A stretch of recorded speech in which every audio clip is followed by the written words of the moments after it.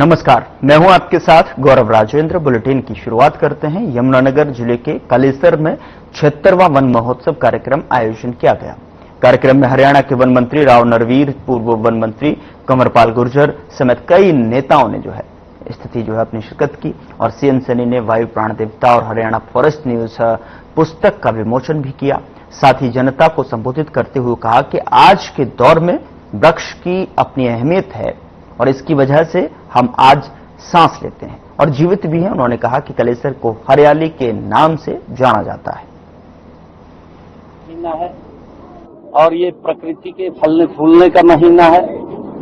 ये 76वां वन महोत्सव पहले मोरनी में और अब कालेसर में ये हर्षोल्लास के साथ मनाया गया है।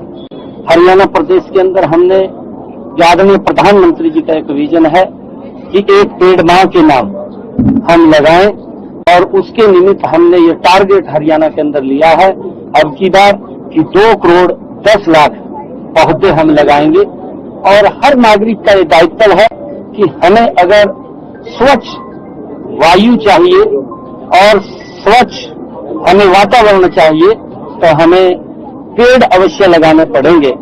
कटाई की तरफ कम, लगाने की तरफ हमें ज्यादा ध्यान देने की आज आवश्यकता है, जिससे कि प्रकृति का संतुलन बना रहे और हमें ये शुद्ध वायु ये प्राप्त होती रहे। आज उसी के निमित्त ही ये 76वां वन महोत्सव का कार्यक्रम का यहाँ पर आयोजित हुआ है। हिसार में हरियाली तीज लोक उत्सव के जिला स्तरीय कार्यक्रम का आयोजन किया गया और इस अवसर पर जन स्वास्थ्य अभियांत्रिकी विभाग मंत्री रणवीर गंगवा ने बतौर मुख्य अतिथि शिरकत की और साथ ही कार्यक्रम में स्वयं सहायता समूहों और हरियाणा राज्य ग्रामीण आजीविका मिशन की महिलाओं ने हिस्सा लिया है। और साथ ही जिसके बाद कैबिनेट मंत्री ने हरियाली तीज त्योहार पर परंपरानुसार बहनों को भेजी जाने वाली कोथली भी महिलाओं को भेंट की और अंबाला में आयोजित राज्य स्तरीय कार्यक्रम में मुख्यमंत्री नायब सिंह सैनी के भाषण को भी कार्यक्रम में लाइव देखा गया। हमारा देश तीज त्योहारों का देश है। अलग अलग पर्व अलग अलग समय पे आते हैं। तीज का त्योहार सावन के महीने में आते हैं, जहाँ चारों तरफ हरियाली होती है। हमारी बहन बेटियां जो झूले झूलती है, लोकगीत गाती हैं और हर बहन इस महीने में इंतजार करती है कि मेरा भाई जो है कोथली लेकर के आएगा। कोथली के अंदर जो बहनों के लिए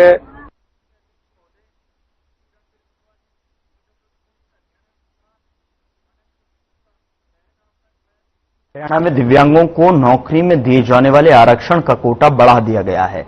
यह आरक्षण अब 3 से बढ़ाकर 4% किया गया है। केंद्र सरकार की नौकरियों में इस कोटे को बढ़ाया गया है। आरक्षण की सुविधा देने से दिव्यांगों को केंद्र सरकार की तरफ से निकाली गई नौकरियों में भर्ती मिल सकेगी। इससे उनका आर्थिक विकास भी होगा। सामाजिक एवं न्याय अधिकारिता मंत्री कृष्ण बेदी ने कहा कि हरियाणा में बीजेपी की सरकार बनने के बाद विकलांगों का नौकरी में कोटा अब 3 से बढ़ाकर 4% किया गया है। इतना ही नहीं, बीजेपी की सरकार बनने के बाद हरियाणा में 60 साल की आयु होते ही सरकारी कर्मचारी उनके घर पहुंचते हैं और उनकी पेंशन बनाने का काम कर रहे हैं। आज भारतीय जनता पार्टी जिला महेंद्रगढ़ की जिला के पदाधिकारी, मंडल के अध्यक्ष, मंडल के महामंत्री, हमारे प्रदेश के प्रमुख कार्यकर्ताओं की संगठनात्मक आज ये मीटिंग रखी गई थी। और ऐसे हमारे सभी जिलों में हमारे अलग अलग नेतागण, चाहे हमारे प्रदेश के अध्यक्ष हैं, चाहे हमारे माननीय संगठन मंत्री जी हैं, हमारे दोनों तीनों महामंत्री हैं, वो सभी ऐसी मीटिंगें ले रहे हैं क्योंकि हमारा संगठन का पर्व चल रहा था। नई उधर रेवाड़ी में ग्रीवेंस कमेटी की बैठक में शहरी स्थानीय निकाय एवं नागरिक उड्डयन मंत्री विपुल गोयल तहसीलदार पर गुस्सा हो गए, जिसके बाद उन्होंने कहा कि विवादास्पद जमीन की रजिस्ट्री करने के मामले में जांच के बाद चार्जशीट नहीं, बड़ी कार्रवाई होगी। साथ ही उन्होंने कहा कि अधिकारी का चाहे जहां ट्रांसफर हो जाए उससे कोई फर्क नहीं पड़ता, उसके बावजूद कार्रवाई की जाएगी। उन्होंने कोसली तहसीलदार जितेंद्र के खिलाफ जांच के निर्देश दिए हैं। वहीं एक मामले में महिला के घर में हुई छेड़छाड़ और तोड़फोड़ की शिकायत पर लापरवाही के मामले में हेडक्वार्टर रेवाड़ी डीएसपी रविंद्र कुमार के खिलाफ चार्जशीट के आदेश दिए गए।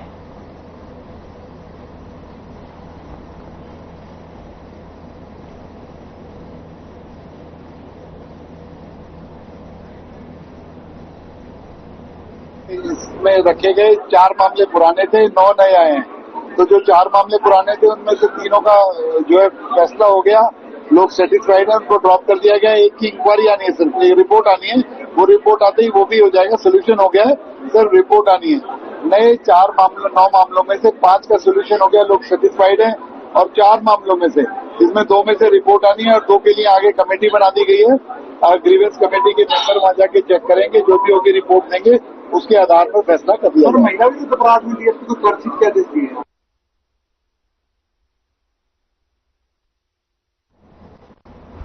मंत्री अनिल विज ने राहुल गांधी पर निशाना साधते हुए कहा कि उनको हर चीज में खोट नजर आने लग गया है, जो कि डिप्रेशन की निशानी है। यही नहीं, उन्होंने कांग्रेस को आड़े हाथों लेते हुए कहा कि राज्य की विधानसभा गठित हुए 9 महीने बीत गए, लेकिन कांग्रेस पार्टी अपना पक्ष का नेता नहीं चुन सकी है, जबकि इसके लिए राहुल गांधी चलकर चंडीगढ़ भी आए, पर आज तक समाधान नहीं हुआ। उनका कहना है कि कांग्रेस में कब किसने इस्तीफा दिया, कौन मंत्री व प्रधान बनाया, हमें इससे कोई मतलब नहीं है, हमने कभी पूछा भी नहीं है। और इसके साथ ही उन्होंने कांग्रेस की लीडरशिप पर सवाल उठाते हुए कहा कि वहां आज कोई किसी की लीडरशिप नहीं मान रहा, इसलिए विधानसभा में नेता प्रतिपक्ष नहीं है। सरकार पूरी पारदर्शिता के साथ सारे पेपर्स करवाती है। अभी हरियाणा में कल ही सीईटी का पेपर हुआ है, लगभग 13 लाख बच्चे उसमें अपियर हुए हैं और उनकी सारी सुख सुविधा का ध्यान रखा गया। उनको घरों से लाकर और उनके एग्जामिनेशन हॉल तक पहुंचाने का काम सरकार ने किया है। ऐसा कांग्रेस के राज में तो पहले कभी नहीं हुआ। मैं तो 30-35 साल से एमएलए हूं, मैंने कभी नहीं देखा कि कांग्रेस के राज में हो। हमारे राज में पेपर होते हैं, हमारे राज में नो पर्ची नो खर्ची। कांग्रेस में कब किसने इस्तीफा दिया हमने पूछा तुमसे? कांग्रेस में तुमने किसको मंत्री बनाया हमने पूछा तुमसे? कांग्रेस में तुम किसको प्रधान बनाते हो, किसको हटाते हो, हमने पूछा तुमसे? तो तुम्हें क्यों बताया?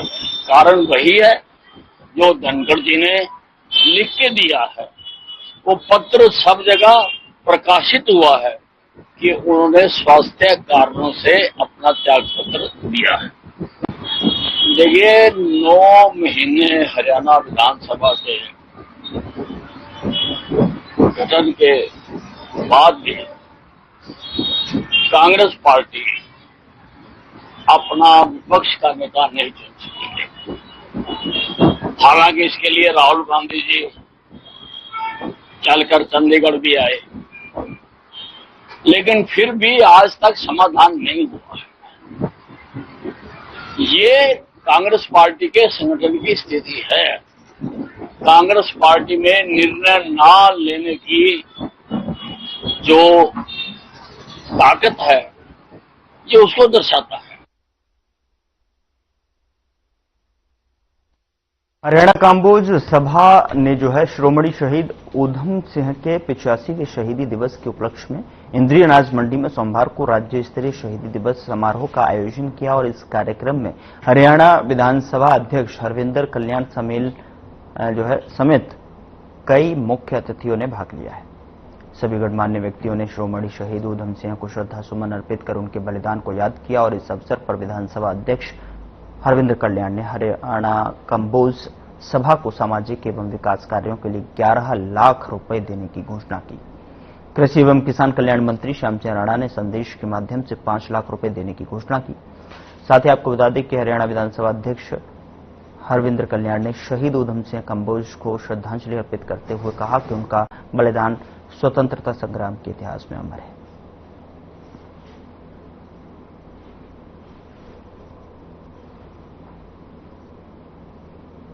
पूरी सख्त है, जहां भी जो पता लगता है पूरी मुस्तैदी के साथ। अब आपको पता होगा सफीदों के अंदर अभी एक डॉक्टर की डॉक्टर विकास की गला रेत करके हत्या कर दी थी, चाकुओं से हत्या कर दी थी। फौरन पुलिस ने उसको पकड़ा है और वो भागने की कोशिश की तो उसको पांव में भी जो है उसको गोली लगी है। तो पुलिस कहीं भी, प्रशासन और सरकार कहीं कसर नहीं छोड़ती है।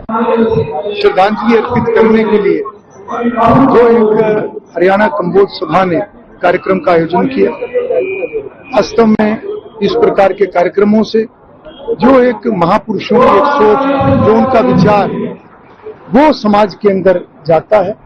और आज ये एक मौका है, मैं पूरे समाज से ये अपील करता हूं कि ये संकल्प लेकर जाएं कि जिस सोच के साथ उन्होंने अपने जीवन में देश की आजादी के लिए, एक बेहतर देश के लिए, एक उन्नत देश के लिए जो उन्होंने सपना देखते हुए बलिदान दिया, आज हम उसी विचारधारा से जुड़कर मेहनत करते हुए, परिश्रम करते हुए शिरोमणि शहीद उधम सिंह का जो शहीदी समागम आज रखा गया है, उसके लिए मैं हरियाणा कम्बोज सभा को बहुत बहुत बधाई और शुभकामनाएं देता हूं।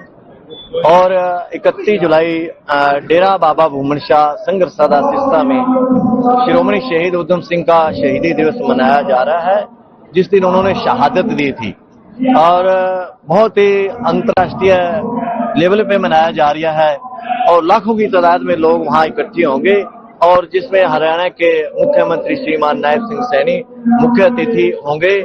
और मैं सभी समाज से, सभी देशवासियों से अपील करता हूं कि 31 जुलाई को डेरा बाबा भूमन शाह में पहुंचे। यहां रुक रहे हैं एक छोटे से ब्रेक के लिए। ब्रेक के उस पार खबरों का सिलसिला लगातार जारी है।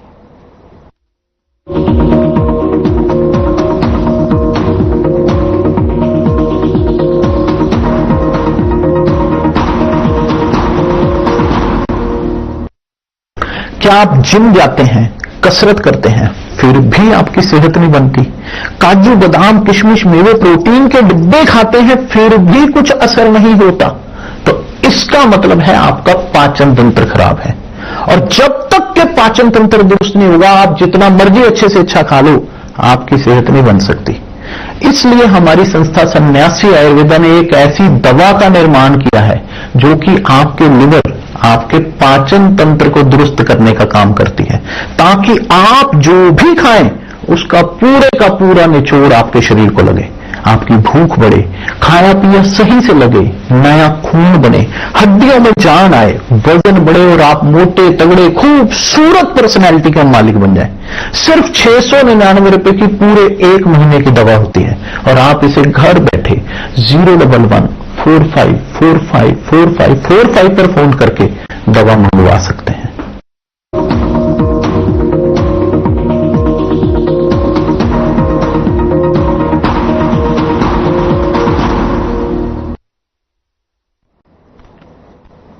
ब्रेक के बाद स्वागत है आपका। खबरों में आगे बढ़ते हैं। शहीद उधम सिंह के शहीदी दिवस के कार्यक्रम में हरियाणा के जेल मंत्री अरविंद शर्मा पहुंचे। दरअसल करनाल केंद्रीय में बलिदान दिवस मनाया गया, जिसमें शहीद उधम सिंह की याद में कार्यक्रम का आयोजन किया गया। डॉक्टर अरविंद शर्मा ने कहा कि उनकी देशभक्ति को हम सब याद किया है और जलियांवाला बाग में जनरल डायर ने जो नरसंहार किया था, कितने लोगों की जान ले ली थी, उसी दिन जो शहीद उधम सिंह ने ठान लिया था जनरल डायर से बदला लिया जाएगा और उन्होंने ऐसा करके भी दिखाया। विदेशी धरती पर जाकर उन्होंने जो ठाना था उसे फैसले को करके भी दिखाया। उन्होंने कहा कि हम अपने स्वतंत्रता सेनानियों को याद करते हैं, उनकी शहादत को सलामी देते हैं, जिनकी वजह से जो है हमें आज़ादी मिली है, जिनकी बस से जो है आज़ादी बरकरार है।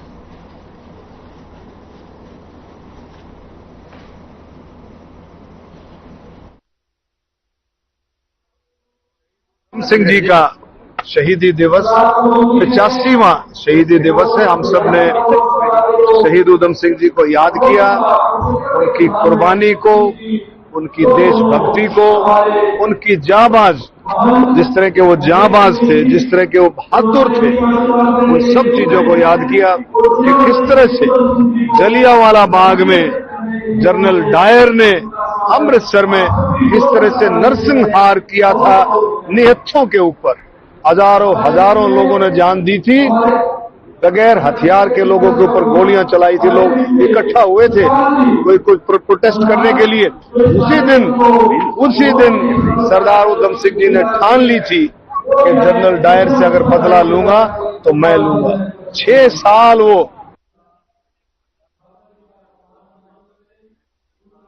कुरुक्षेत्र के कस्बा शाहबाद के पीडब्ल्यूडी रेस्ट हाउस में हरियाणा सरकार में खाद्य नागरिक आपूर्ति और उपभोक्ता मामले के विभाग के मंत्री राजेश नागर पहुंचे और जहां पर बीजेपी पदाधिकारी और कार्यकर्ताओं ने उनका स्वागत किया। इस मौके पर उन्होंने कार्यकर्ताओं से बातचीत भी की, पार्टी के विस्तार को लेकर चर्चा भी हुई और अंबाला के मुख्यमंत्री नायब सिंह सैनी का तीज के अवसर पर कार्यक्रम आयोजित हुआ, जिसके चलते हुए शाहबाद रुके और कार्यकर्ताओं से इस दौरान मुलाकात भी की। तो वहीं आपको बता दें कि उन्होंने कहा कि अगर हर महीने की 10 तारीख से पहले किसी भी राशन डिपो पर राशन नहीं पहुंचता है तो संबंधित विभाग के अधिकारियों के खिलाफ कार्यवाही की जाएगी।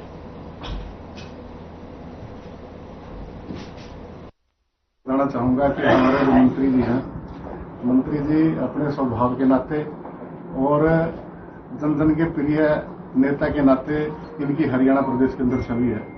और जैसे पिछली भी हमारी जो ग्रीवेंसेस कमेटी थी, उस ग्रीवेंसेस कमेटी के भी हमारे सभी सदस्य माननीय मंत्री जी से सारी समस्याओं का जिले की हल कराते थे। और अब भी हमारी जो नई ग्रीवेंसेस कमेटी हमारी बनी है, नई ग्रीवेंसेस कमेटी की अब की बार हमारी पहली मीटिंग थी, लेकिन पहली मीटिंग के बाद कार्यकर्ताओं को ऐसा नहीं लगता कि हमारी पहली मीटिंग थी मंत्री जी के साथ। हमारे हरियाणा सरकार में मंत्री श्री राजेश नागर जी और जो हमारी कुरुक्षेत्र ग्रीवेंसेस कमेटी के हमारे चेयरमैन भी हैं, इनका हमारी शाहबाद विधानसभा में पहुंचने पर हम सब कार्यकर्ता भारतीय जनता पार्टी की तरफ से, सुभाष कंसाना जी की तरफ से, सब कार्यकर्ताओं की तरफ से रविंदर सांगवान जी, हमारे सब वरिष्ठ कार्यकर्ता, पूर्व जिलाध्यक्ष सुरेंद्र जैन जी, अमरजीत डांगी जी, दीपक आनंद जी, तंदौर से हमारे मंडल अध्यक्ष, सारी भाजपा की टीम आज सभी कार्यकर्ताओं से मिलना हुआ। और जो हमारे पुराने कार्यकर्ता हैं और जो हमारे मंडल अध्यक्ष हैं, हमारे पूर्व जिला अध्यक्ष भी रहे, हमारे ग्रीवेंस कमेटी के मेंबर हैं, मनोनीत पार्षद हैं, सभी से आज मिलना हुआ। और एक आज अंबाला में जो अभी हमारे मुख्यमंत्री जी का कार्यक्रम है तीज का, उस पर जाना था और उसी के तहत मैं आज यहाँ पर सवाल सर, उसके लिए सब अपने अधिकारियों से बैठक हमारी 2-3 हो चुकी है और जल्दी हो जाए। फरीदाबाद में बिजली कर्मचारी की करंट लगने से मौत हो गई। जानकारी के मुताबिक सेक्टर 58 में स्थित एक प्राइवेट कंपनी में बिजली लाइन को सुधारने के लिए भेजा गया था और 11,000 वोल्ट की लाइन पर मरम्मत कर रहे थे और उसी दौरान अचानक बैकअप करंट आने से उन्हें जोरदार झटका लग गया और वे ऊंचाई से नीचे गिर गए, जिसके बाद साथ में मौजूद अन्य कर्मचारियों ने उन्हें तुरंत अस्पताल पहुंचाया, जहां डॉक्टरों ने उन्हें मृत घोषित कर दिया। पुलिस ने शव को कब्जे में लेकर परिजनों को सूचना दी। फिलहाल पुलिस इस पूरे मामले की जांच में जुटी हुई। ये 27-28 की उम्र, लगभग 37 साल है। इसके पिताजी का नाम है ठाकुरलाल, गांव रामगढ़ से है, पलवल जिला इसका। इसकी मृत्यु यहाँ करंट लगने से हुई है सेक्टर 58 में और अभी इनके परिजनों ने कोई दरखास्त नहीं दी है। जैसी दरखास्त प्राप्त होगी हम उचित कार्रवाई करेंगे, जिसकी भी कोई गलती पाई गई। के पैनल पे को काम करते समय कोई हादसा हुआ है जो मेरे संज्ञान में आया है। अभी हम इसकी पूरी जांच पड़ताल कराएंगे, इंक्वायरी कराएंगे इसकी कि क्यों और कैसे हुआ। चीफ इलेक्ट्रिकल इंस्पेक्टर से भी इसकी हमारी इंडिपेंडेंट एजेंसी है, हम उससे भी सहयोग लेकर के उसकी पूरी जांच पड़ताल कराएंगे। और फरीदाबाद में आत्महत्या करने का मामला सामने आया है। बता दें कि परिवार की कलह से टूटे पिता ने 2 मासूम बच्चों संग कोल्ड ड्रिंक में जहर मिलाकर आत्महत्या कर ली, जहां सभी लोगों की मौत हो गई। इस घटना से इलाके में शोक और सनसनी का माहौल है। दरअसल मामला फरीदाबाद के पल्ला थाना क्षेत्र के रोशन नगर का है, जहां पहले एक शख्स ने अपने 2 बच्चों को कोल्ड ड्रिंक्स में जहर मिलाकर पिला दिया और खुद भी जहरीली कोल्ड ड्रिंक पीकर आत्महत्या कर ली, जिससे इलाज के दौरान मौत हो गई। वहीं घटना की सूचना मिलते ही पुलिस मौके पर पहुंची और इस पूरे मामले की जांच में जुटी हुई है।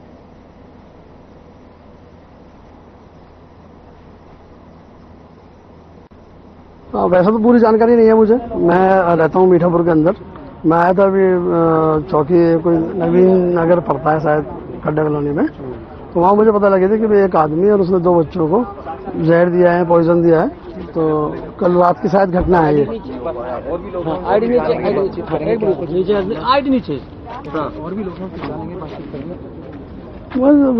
ऐसा सुनने में आया है मेरा तो कि भी उसने कोई पॉइजन वॉइजन दिया है। अब ये यहाँ कहीं कड्डा कॉलोनी में कहीं रहता है ये।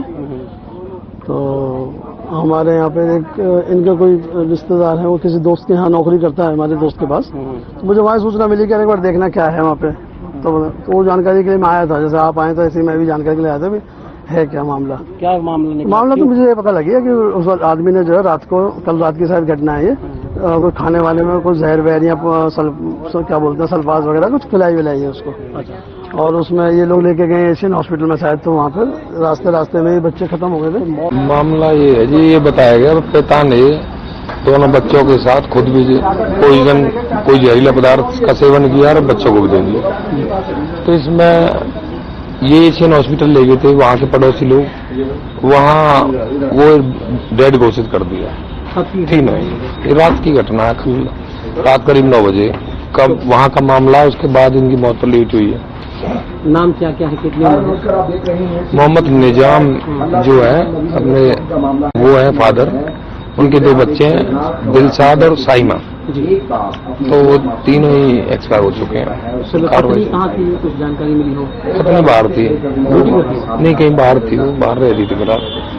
जो फिलहाल नहीं, अभी इन्वेस्टिगेशन में पार्ट ऑफ इन्वेस्टिगेशन है, पता लगेगा। अभी पोस्टमार्टम के उपरांत आगे कार्रवाई करेंगे। नाम क्या आपका? मोहम्मद नारुल। कहाँ से है नारुल जी आप? नोएडा से आए थे। ये लोग कौन है? मृतक है, बाप है, बेटी है, बेटा है? दोनों है, बाप भी है, बेटा भी है, बेटा बेटी दोनों है। क्या लगते हैं जी? लगते क्या है आपके? चाचा हम लगते हैं। चाचा है, भतीजे लगते हैं जी। तो इन्होंने जहर खाया है, कोई वजह चली है पता, क्या वजह रही? नहीं, ऐसी कोई वजह नहीं है। कुछ नहीं पता। आपको क्या जानकारी आपको क्या जानकारी मिली? हमें जानकारी तो गांव से मिली कि ऐसे ऐसे जाके देखो वहाँ सही बात है या गलत है। तो आप अस्पताल पहुँचे? अस्पताल पहुँचे। यहाँ पर इनकी पत्नी मिली, उनसे बात हो पाई कोई? हमसे बात नहीं हुई। पत्नी है इनकी? हाँ, होगी, यही होगी। कौन सा गाँव है पीछे? पीछे मतलब समस्तीपुर बिहार है। समस्तीपुर। गाँव का नाम कोई? गाँव का नाम पुरुषोत्तमपुर। यहाँ गड्ढा कॉलोनी रहते थे? जी। आपका नाम क्या है? खुशी। खुशी? खुशी, क्या घटना हुई है, क्यों हुई है? नहीं पता सर, मैं ड्यूटी थी। आप नाइट ड्यूटी करते? नहीं। 8 बजे मेरी छुट्टी हुई थी, मैं घर को आ रही थी, रास्ते में पता चला मुझे, तो मैं हॉस्पिटल पहुंची। कितने बड़े बच्चे हैं आपके? 12 साल का लड़का है, 11 साल की लड़की। दिलशाद? मोहम्मद दिलशाद बड़ा है, साइमा परवीन छोटी है। ये बच्चे थे? मेरे 2। कोई परेशानी पता नहीं सर, ऐसा कुछ होता तो मैं ड्यूटी ही नहीं जाती। कभी कोई वजह नहीं बताई, कभी कोई झगड़ा कोई वजह बताई हो? इससे पहले आपका झगड़ा हुआ था? कुछ नहीं। क्या करते हैं पति? ऑटो चलाते हैं। ऑटो चलाते हैं। कोई कभी आपका झगड़ा हुआ है तो क्या लग रहा है आपको? इतना बड़ा कदम बच्चों के साथ, आपको बताया भी नहीं। दारू पीते थे खाली। उसके मन में कोई वैसी शंका तो नहीं थी? नहीं सर, ऐसी हमारी कुछ नहीं थी। तो इसी शराब के नशे में ऐसा किया है? मुझे नहीं पता सर, मैं घर में नहीं थी ना।